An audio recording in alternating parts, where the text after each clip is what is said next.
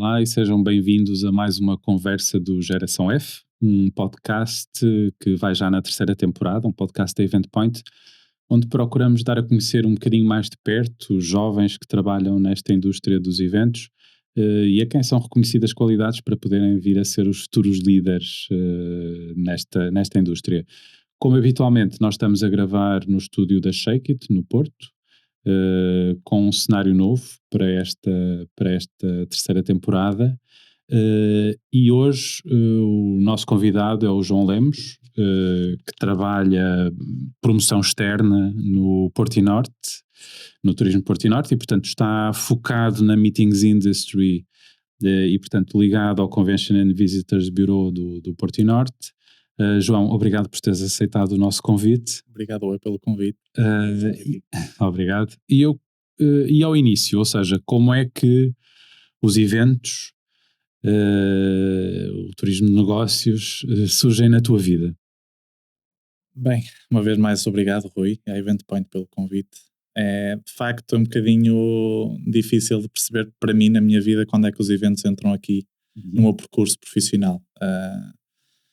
E eu acabei por me licenciar em turismo no Instituto de Estudos Superiores de Faf. Eu ingressei na universidade aos 25 anos, portanto não foi uma licenciatura aos 18 anos tipicamente, portanto antes disso eu tive outras experiências profissionais na área comercial e portanto depois aí nesta minha fase de vida mais adulta e mais madura comecei a perceber que de facto tinha um interesse pela área do turismo. E que depois, quando ingressei na licenciatura e quando comecei a perceber um pouco mais sobre o que é a área de turismo, de facto começou-me a interessar mais a parte dos eventos, o que é o turismo de negócios, a parte de internacionalização, acabou por suscitar, de facto, esse interesse. E houve assim algum fator, alguma pessoa que tenha influenciado essa tua decisão? O gosto de viajar?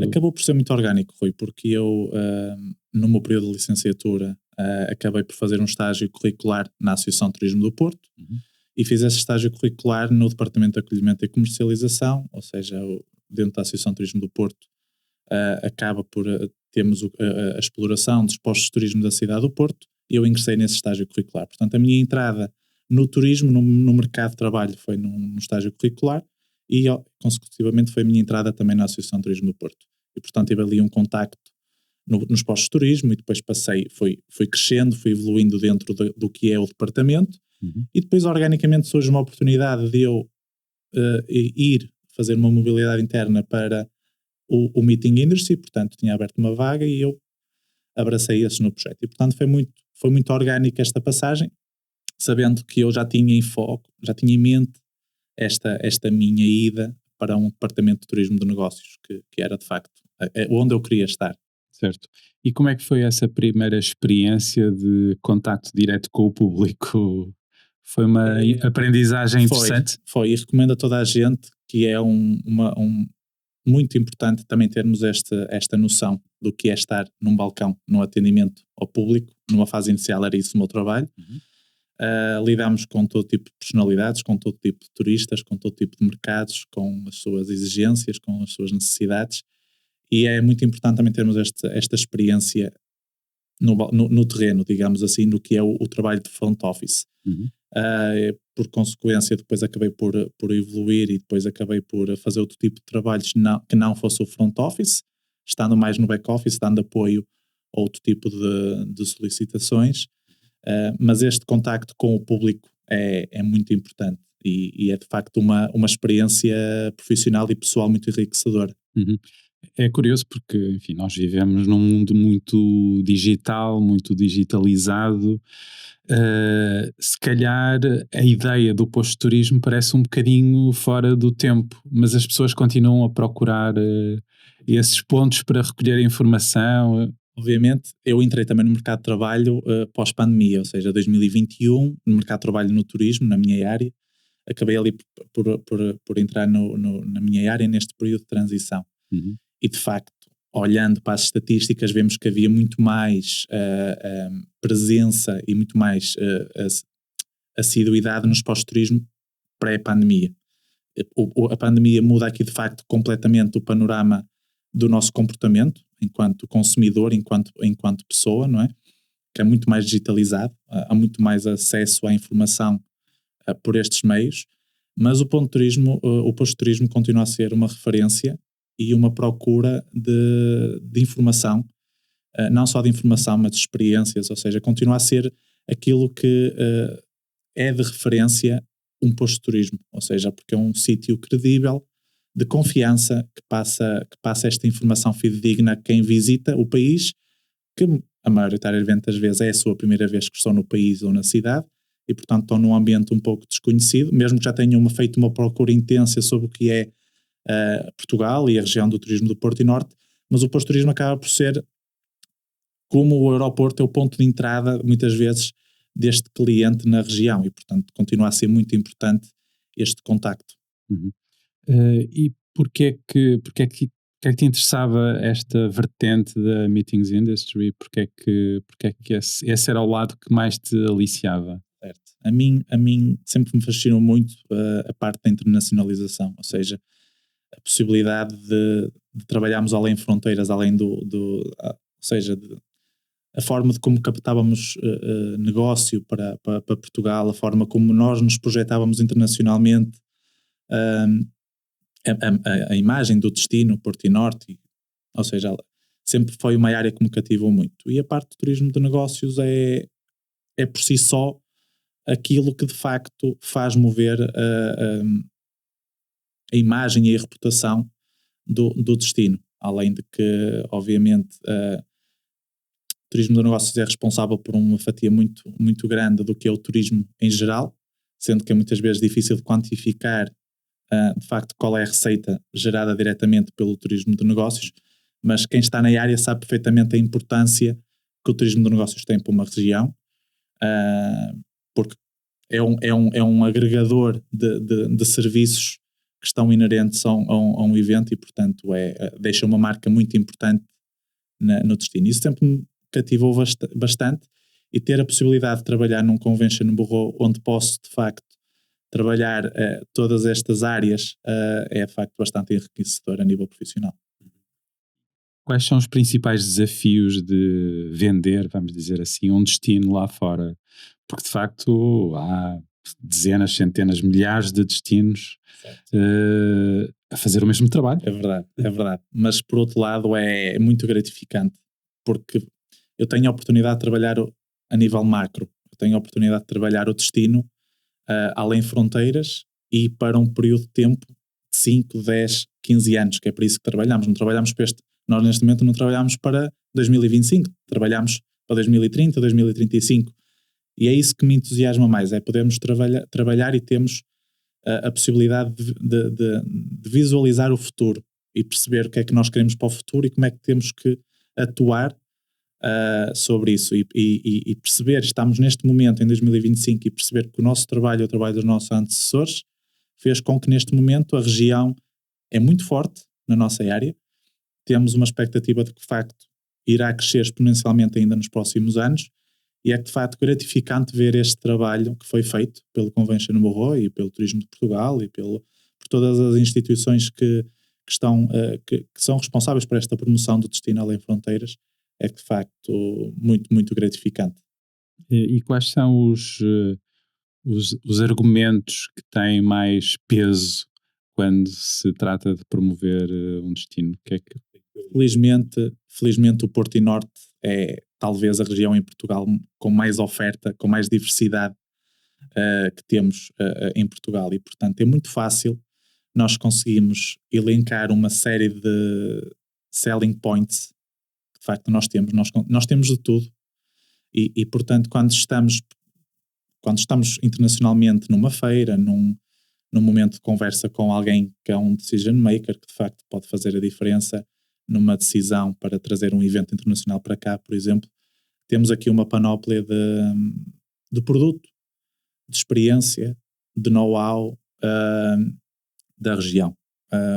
Porto, de facto, está a crescer bastante, toda a região também está a crescer bastante. Temos aqui vários fatores que contribuem com isso. Temos aqui uma série de empresas, ou seja, somos bastante profissionais, temos aqui a nossa culturalidade, ou seja, vende muito a amabilidade da região, somos muito hospitaleiros, temos aqui uma forte presença de comunidades científicas e, portanto, faz com que haja aqui cada vez mais interesse pela região, porque cada vez mais somos cada vez mais fortes em diversos setores da investigação e da indústria. A indústria também tem aqui um fator muito importante, temos aqui grandes pontos fortes que faz com que depois, quando estamos a promover o destino internacionalmente, haja aqui uma série de benefícios e de potencialidades para explorar. Uhum. É fácil envolver essas que podem ser as âncoras, não é? Estavas aqui a dar os exemplos, centros de investigação de excelência que podem trazer encontros, reuniões internacionais para o destino, indústria, enfim, uma série de projetos que de facto podem ser âncoras para captar eventos para o destino. É fácil trabalhar com esses stakeholders, vamos usar esta expressão para ser mais fácil. Eu acho que cada vez é mais fácil. Claro que isto também é o Meeting Industry é muito um contacto de pessoas, ou seja, é muito um contacto de pessoa para pessoa e, portanto, ao fim de algum tempo, em termos uma relação profissional e pessoal com um professor, com uma universidade, uma relação institucional muito forte com um centro de investigação, por exemplo, estas sinergias acabam por resultar depois em captação de eventos internacionais e, portanto, é cada vez mais fácil, mesmo envolvendo todas aqui os stakeholders, quer seja um professor, uma universidade, mesmo depois aqui um PCO, um DMC, uma agência, portanto, cada vez mais é fácil e, portanto, temos aqui todas as ferramentas necessárias para que o destino continue a crescer e que mostre, de facto, esta boa performance que tem demonstrado durante os últimos anos. Uhum. Bom, a responsabilidade de promover uma região e não apenas uma cidade, por exemplo, é de facto esse desafio de distribuir pelo território iniciativas, etc. Como é que é trabalhar essa parte de, ok, sabemos que o Porto é um ponto de entrada natural, vamos dizer assim, mas depois como é que é esse desafio de distribuir os grupos, os eventos pelo resto do território? Certo. É de facto bastante desafiante, mas ao mesmo tempo aliciante. Também se voltarmos aqui um bocadinho atrás, aqui há 10, 15 anos atrás, o Porto não era considerado para um evento, ou há 20 anos atrás, as pessoas naturalmente pensavam em Lisboa e nós conseguimos, com o trabalho de muitos anos, conseguimos de facto posicionar o Porto como um destino de eventos internacionais. E aqui a região acaba por também ter outras potencialidades, nomeadamente Braga, Guimarães, Santa Maria da Feira, mesmo Viana do Castelo, algumas, estes são os principais, onde de facto vamos tendo já bons vénios, boa capacidade, temos uma capacidade hoteleira também já muito interessante nestas cidades e, portanto, porque isto, o trabalho ao turismo nosso, isto é uma agregação de serviços e, portanto, temos aqui também jogar um pouco com os pontos fortes de cada cidade e também pegar um pouco naquilo que é os pontos fortes das cidades a nível de temáticas. Por exemplo, se for um congresso internacional que de facto seja de uma área específica, sabemos que, por exemplo, em Braga temos o Centro Ibérico de Nanotecnologia, portanto, se for aquela temática, faz todo o sentido encaixar aquele evento ou aquela temática em Braga. E se formos a Guimarães, temos a parte da engenharia, portanto, se formos a Viana do Castelo, temos a parte das energias renováveis, que também é muito forte, por exemplo, e aqui na zona do Minho temos a indústria têxtil e temos a farmacêuticas, aqui na zona da área metropolitana do Porto. Ou seja, temos que pegar nos pontos fortes de cada cidade e de facto jogar um pouco com isso. Ou seja, o nosso objetivo enquanto Convention Bureau do Porto e Norte é de facto diversificar fluxos e, portanto, dar oportunidade de negócios em toda a sua região, ou seja, e portanto o Porto obviamente é a entrada principal do destino, felizmente e fruto do trabalho, cada vez mais ligações aéreas que chegam diretamente pelo Porto, sem haver necessidade de passar por Lisboa. O próprio aeroporto tem batido recorde atrás de recorde e portanto faz com que haja aqui grande interesse das companhias aéreas, que de facto são um dos grandes impulsionadores da nossa área, quer para o turismo em geral e especificamente para o turismo de negócios.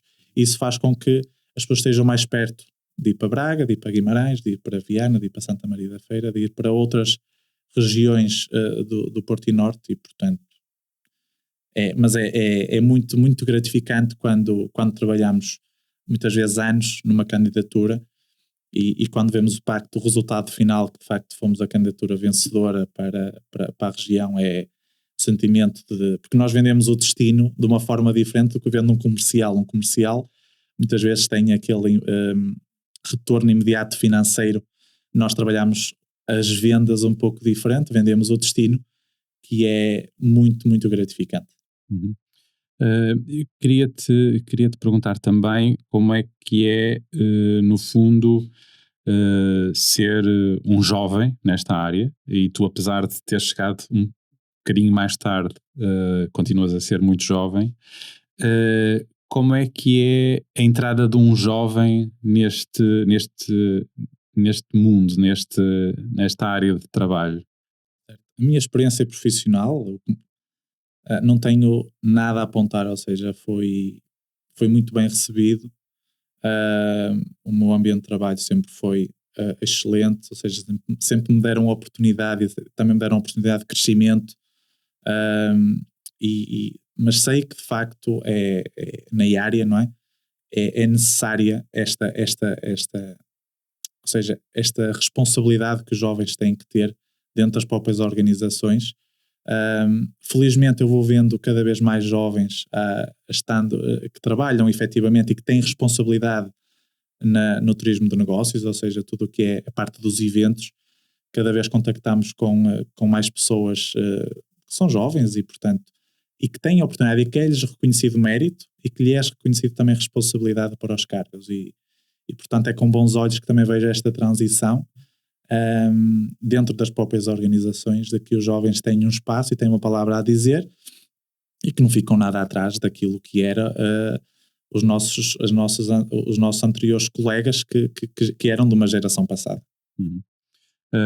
E sentes que partilhas da mesma exigência, por exemplo, ao nível do stress, da carga horária em termos de trabalho, que os colegas que trabalham no terreno, nos eventos, é um ponto em comum?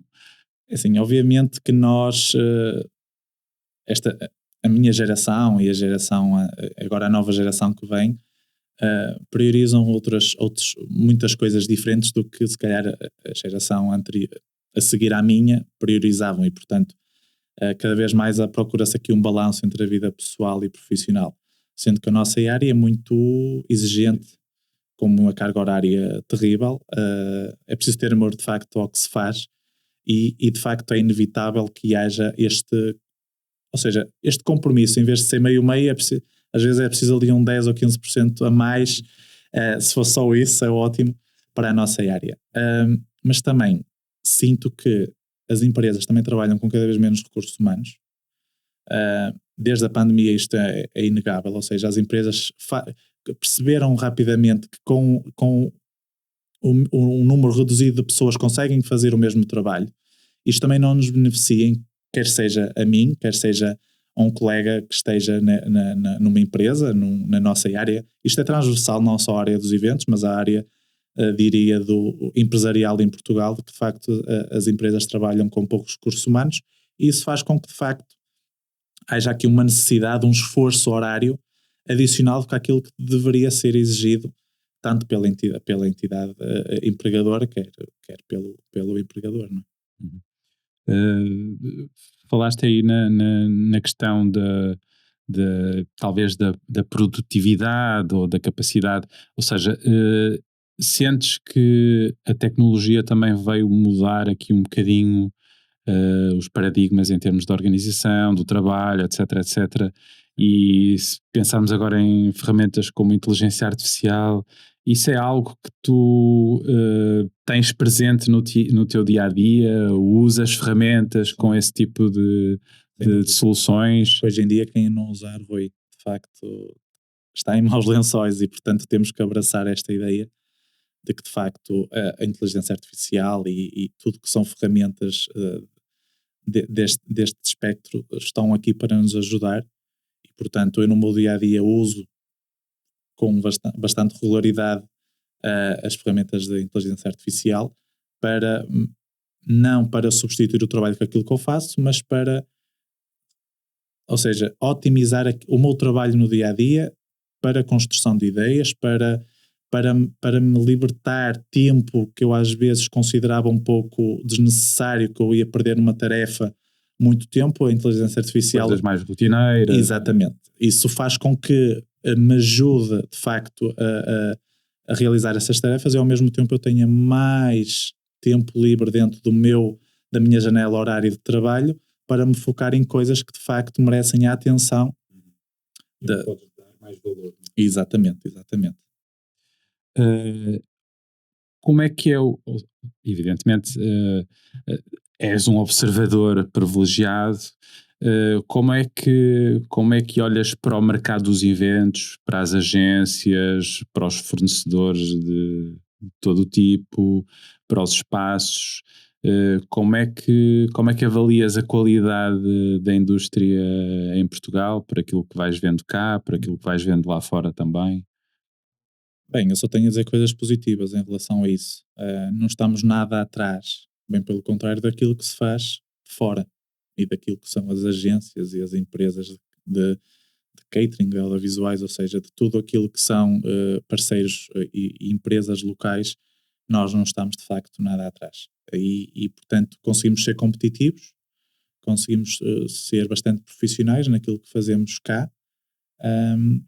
Se há espaço para crescimento, obviamente que há, mas isso uma empresa também tem que ter sempre esta mente de que de facto há pontos sempre a melhorar em todo a sua delineação do que é a empresa e a meta a médio e a longo prazo, portanto.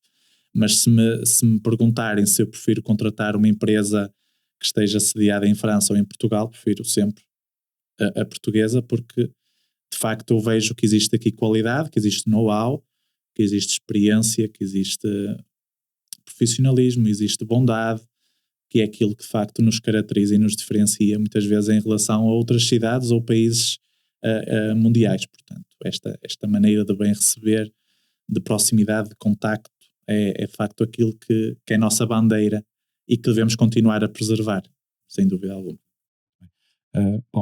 Agora queria levar a nossa conversa para um evento muito importante que vai acontecer este ano aqui no Porto, que é o Congresso Mundial da ICA. Claro que tu não és um porta-voz enfim, do destino, mas queria perceber como é que acolheste. Bom, primeiro, como é que foi estar envolvido nesse processo de candidatura, e se calhar podíamos começar por aí. Como é que foi trabalhar para tentar conquistar o evento para o Porto?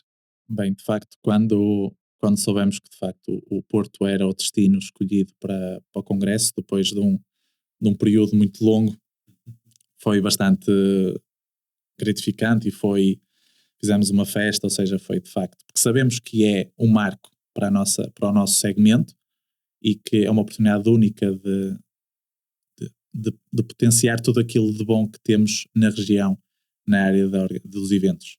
Mas voltando um pouco atrás, de facto, este processo começou talvez em 2022, 2021, sendo que de facto começámos a trabalhar na candidatura em 2023.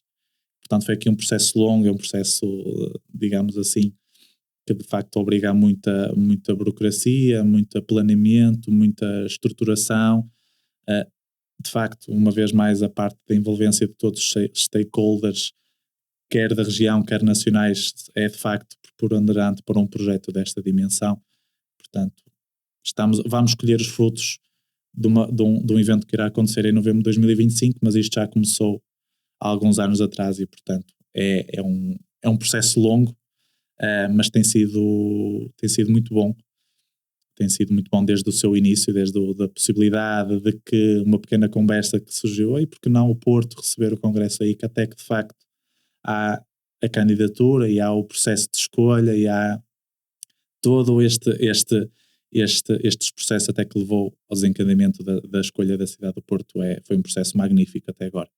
E como é estar agora envolvido nesse processo de Obviamente, pensar em tudo, organizar tudo? Obviamente é um projeto de grande dimensão e de grande importância. Nós queremos de facto que seja um evento memorável para o país e para a região do Porto e Norte, e portanto temos que garantir que corra de facto tudo daquilo que seja possível, o melhor possível.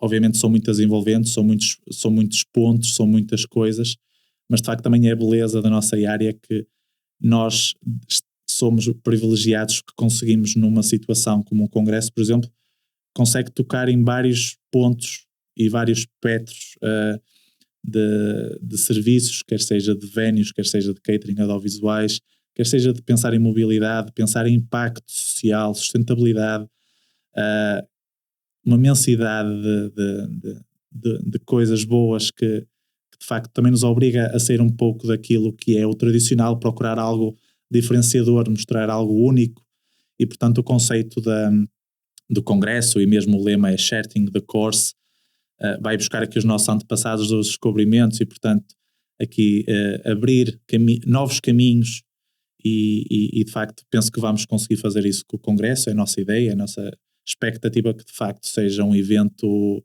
que fique na memória de todos nós e que seja um evento que irá trazer um grande retorno de visibilidade, de marketing para a região nos próximos 5, 10, 15, 20 anos, porque sabemos que de facto o evento vai ter essa capacidade de gerar esta imagem positiva para a região por muitos e muitos anos. Uhum. Já falamos por várias vezes na questão dos jovens, não é? E na perspectiva de quem trabalha nesta área, mas eu queria também olhar para quem participa depois nos eventos. Tu sentes que os participantes mais jovens esperam coisas diferentes dos eventos em que participam? Sentes essa necessidade de trabalhar também os formatos ou os conteúdos dos eventos para quem é mais novo e se calhar tem uma visão diferente sobre a vida, sobre tudo na prática? Sem dúvida, de facto, principalmente após a pandemia, o período pós-pandemia, também veio aqui perceber que existe algum tipo de comportamento do congressista, do típico participante, que de facto já não é o mesmo do que era em 2015 ou 2020, portanto nós também vamos evoluindo enquanto pessoa. Isto também tem que passar para os próprios eventos, para os congressos, para as conferências, para um festival, ou seja, para aquilo que for a tipologia do evento. Cada vez priorizamos mais aquilo que nós denominamos o leisure, a mistura entre lazer e negócio, portanto sentimos que cada vez mais há uma preocupação de que as pessoas tenham tempo livre, de que existam atividades pré ou pós-congresso, por exemplo, quando estamos a falar de uma conferência, estender a sua estadia para ficar na região, para conhecer a cidade, o país, e portanto isso são tendências comportamentais que de facto vamos assinalando. Mas é curioso porque não digo que seja só as novas gerações, eu também digo que as pessoas, o típico participante que vai todos os anos à mesma conferência ou cada 2 anos, que seja um médico, um cientista, ou seja um investigador que já possa ter os seus 40 ou 50 anos de experiência na área, também abraça com bons olhos esta mudança, porque também eles também acabam por priorizar também se calhar outras coisas, não digo obviamente que sejam todos, mas que também priorizam outras coisas que sejam diferentes e estão abertas muitas vezes também à digitalização e portanto à interatividade dentro do próprio evento, o evento não ser só um palestrante e ter as outras pessoas a ouvir, e porque não ter um evento com que tenham sessões em que os participantes também possam ter uma voz ativa, quer seja por mesas redondas ou workshops, ou seja, também há muito esta dinâmica e que tornar um evento,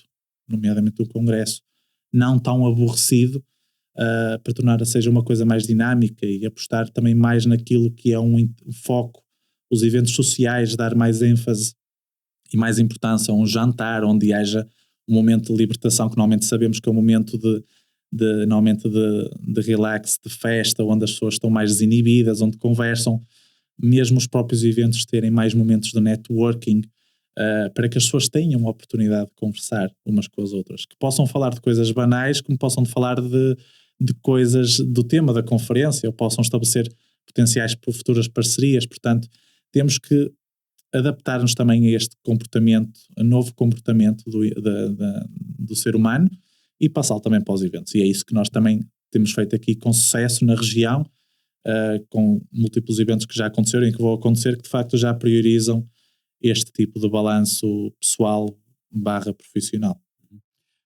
Também já referiste a questão da sustentabilidade.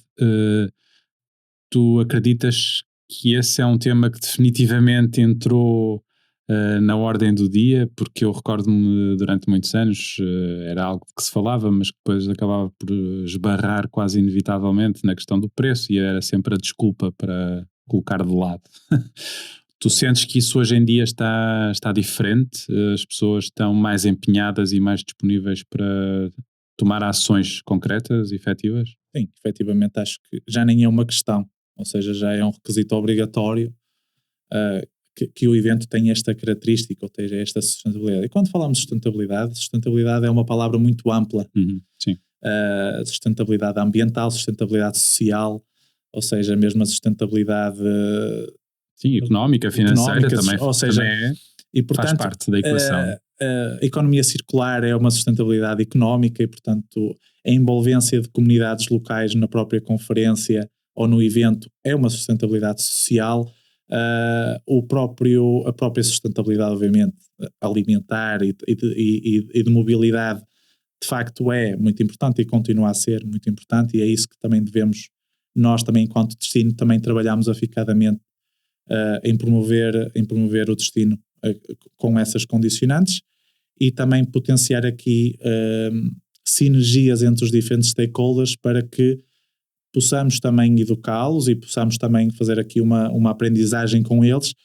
Ok, de que forma é que podemos melhorar este ponto em específico da área de serviço, porque um stakeholder local aqui da região, se de facto quer promover os seus serviços como sendo sustentáveis, por exemplo, ou que haja aqui uma doação, por exemplo, de alimentos ou outra coisa relacionada com este tema, temos que de facto perceber que primeiramente dentro de casa eles têm que já adotar estas situações e depois têm que comercializá-las e vendê-las já com estas soluções implementadas.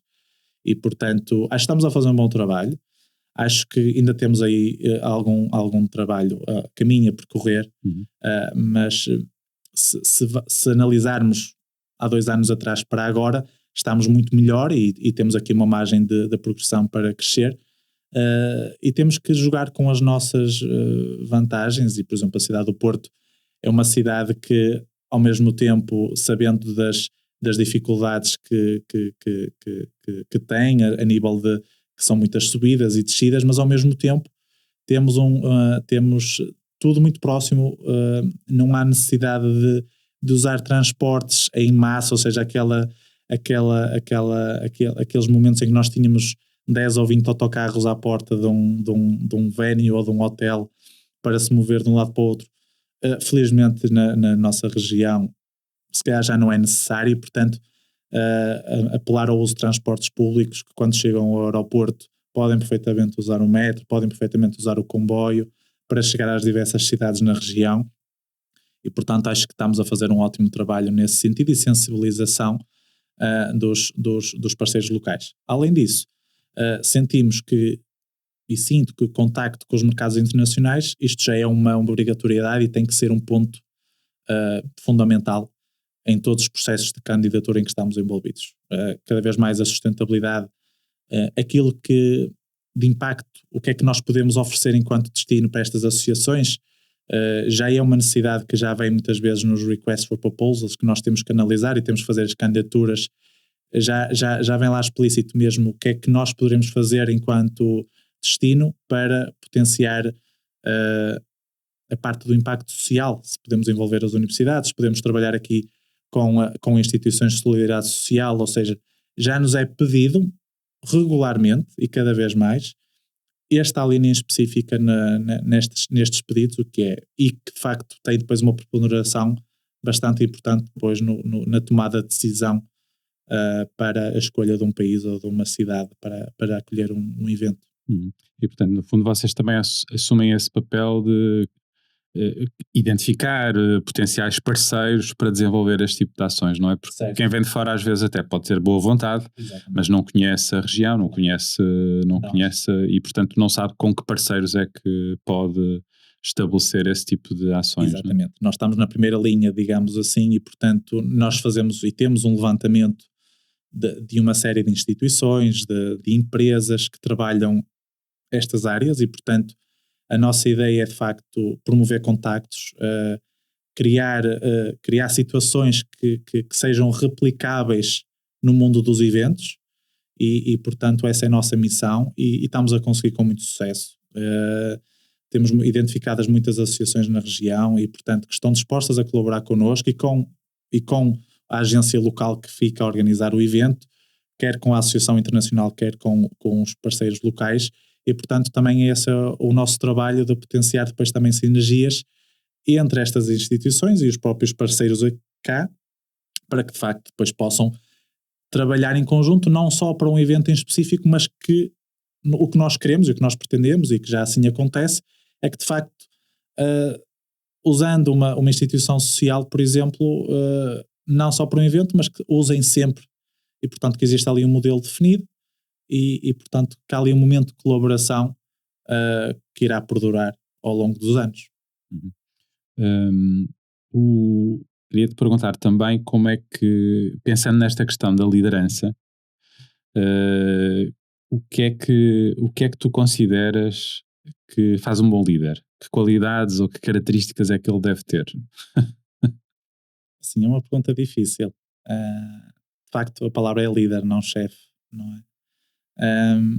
E hoje, cada vez mais, nós estamos num lugar, não é pelo valor monetário que recebemos ao final do mês, não é pelas regalias que muitas vezes temos, é de facto pela pessoa que temos também como referência daquilo que é um bom líder. E, portanto, o líder além do que é coordenar uma equipa, é ser um exemplo enquanto pessoa, enquanto profissional.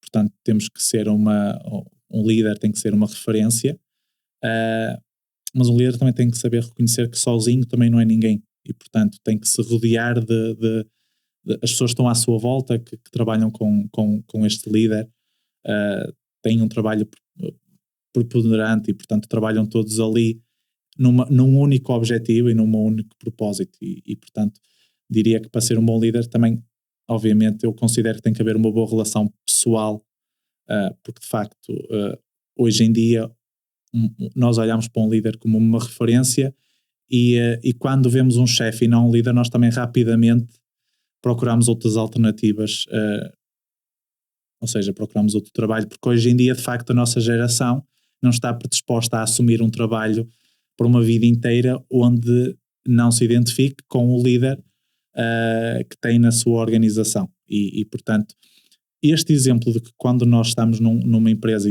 e olhamos para um líder, obviamente num ponto de partida inicial que estamos na nossa área profissional, de facto vemos este líder que é uma referência para nós, porque vemos que é uma força de trabalho, que é uma inspiração, faz com que depois nós também sejamos assim. Porque nós somos aquilo que observamos e absorvemos tudo aquilo que é de bom ou de mau, enquanto nossa referência. Portanto, se eu, ao longo da minha vida profissional, tenho bons líderes, a probabilidade de eu ser um bom líder é maior do que se eu tiver chefes, ou chefes médios ou maus chefes, onde eu de facto não reconheça qualquer tipo de admiração ou reconhecimento por aquela pessoa, muitas vezes depois faz com que eu depois também não consiga ser um bom líder. Portanto, esta experiência com quem nos lidera, portanto, acho que é fundamental para depois qual vai ser o nosso futuro. Muito bem. E isso é algo que a ti te motiva? Ou seja, poderes trabalhar e preparar-te para no futuro seres também reconhecido como um líder nesta indústria? Olha, honestamente não penso muito nessa questão. Obviamente eu quero crescer a nível profissional e felizmente eu sou um felizardo pelo Convention Grow também me dar a oportunidade de estar aqui presente, por exemplo, e de crescer a nível profissional. Mas não é se me perguntas assim, João, queres ser um líder de uma empresa daqui a 2, 3 anos? Talvez sim, mas não é uma questão que eu esteja focado diretamente. Sou muito também de pensar no presente e tento abstrair-me um bocadinho daquilo que é o meu futuro, quer seja a nível profissional ou pessoal. Mas um facto é certo. A minha vida também tem que ter um balanço, porque eu priorizo muito a minha vida pessoal. E, portanto, se eu sentir que depois vai haver um clash entre o pessoal e o profissional, eu vou sempre escolher a pessoal. Isso é um requisito que eu tenho para mim mesmo, que de facto, mas muitas vezes ser líder, de facto, faz com que a vida profissional vá sobre a vida pessoal. E se isso de facto for uma questão, quando surgir a oportunidade, se surgir a oportunidade, eu depois terei também que pensar muito bem e ponderar muito bem. Mas neste momento não estou a pensar no meu futuro a médio e longo prazo, portanto. Uhum.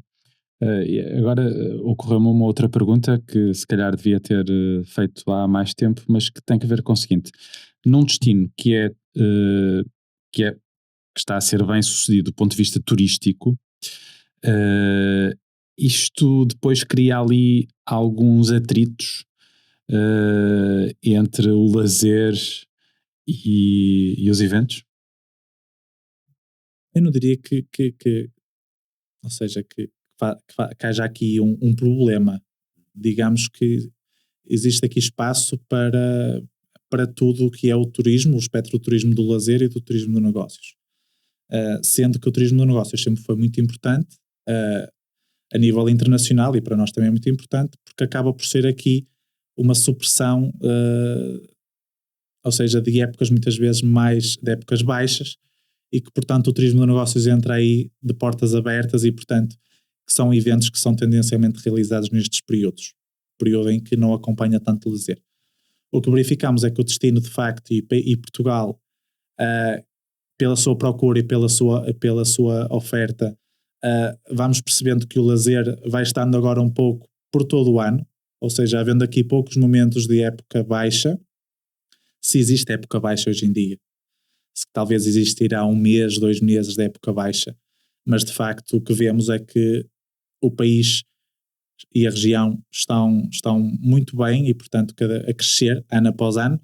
Obviamente que em pontos estratégicos às vezes o turismo de negócios poderá aqui entrar em conflito com o lazer, muitas vezes quando são eventos que são realizados em época alta e portanto muitas vezes existe aqui problema de preço, de disponibilidade, que acaba por influenciar aquilo que é o evento e portanto, mas aqui tem que ser aqui um jogo de cintura de ambas as partes e portanto o que é importante é que os eventos aconteçam e venham para a região e que se realizem e que haja esta promoção, porque de facto também temos cada vez mais oferta hoteleira, cada vez temos mais espaços para a realização de eventos dos mais variados tipos. Nós felizmente na região conseguimos ter aqui uma panóplia muito grande de eventos, quer sejam eles corporativos, associativos, mesmo próprios festivais, cada vez temos festivais de renome nacional e internacional na nossa região, próprios eventos esportivos, portanto com o Rally de Portugal,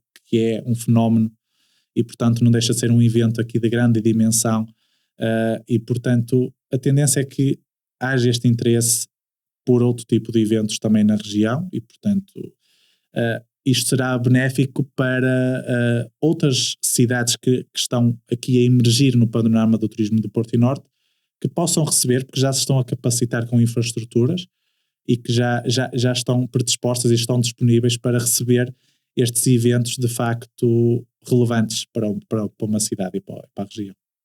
Estamos a chegar ao fim do nosso tempo. Aliás, já chegamos ao fim do nosso tempo. Nós, no fim destas conversas, costumamos pedir aos nossos convidados que contem connosco, que partilhem connosco uma história que lhes aconteceu, mais engraçada, mais divertida, mais caricata. Há alguma que te ocorra e que possas partilhar connosco? Bem, Talvez, não é caricata, não é engraçada, mas tornou-se engraçada e também pelo tempo em que aconteceu. Eu mal ingressei no Convention no Borro, estive a liderar uma fam trip que veio cá do mercado brasileiro. Já não me recordo o mês. E portanto foi assim o meu primeiro fam trip e de facto foi assim desafiante. E recordo-me que estávamos em Vila Nova de Gaia e pronto, e nós temos a nossa bela calçada portuguesa que muitas vezes nos prega partidas e estávamos em grupo, estávamos a caminhar e de repente uma das pessoas do grupo solta assim um grito e eu quando me apercebo a pessoa caiu, levantou-se muito bem disposta, mas que de facto quando vai dar o primeiro passo queixa-se de dor.